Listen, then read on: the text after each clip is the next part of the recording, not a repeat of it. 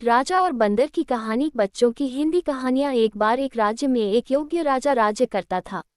राजा बहुत ही कुशल और वीर शासक था। उसके दुश्मनों में उसका सामना करने की भी हिम्मत नहीं थी। राजा के पराक्रम की चर्चा दूर दूर तक थी। राजा जानवरों से बहुत प्यार करता था। उसने अपने राज्य के सभी जानवरों के खाने और पीने की बहुत ही अच्छी व्यवस्था कर रखी थी। उसके राज्य के सभी जानवर बहुत ही खुश थे। राजा को सभी जानवरों में बंदर बहुत ज्यादा पसंद थे। इस कारण राजा को बंदरों के महल में आने जाने से भी कोई आपत्ति नहीं थी।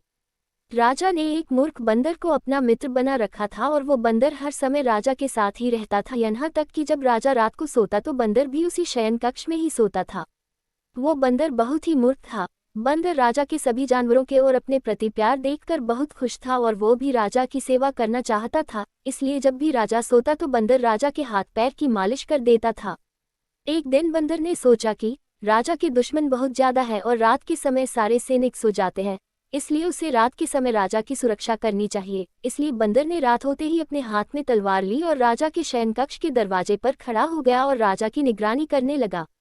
बंदर ने देखा कि एक मक्खी राजा को नींद में परेशानी कर रही है और बार बार कभी राजा के मुंह पर कभी नाक पर बैठ रही है।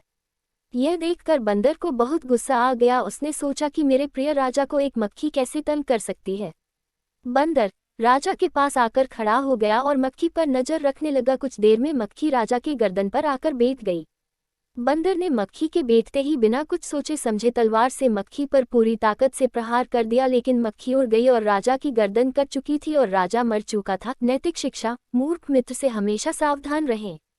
वो आपको आपके दुश्मन से ज्यादा नुकसान पहुंचा सकता है।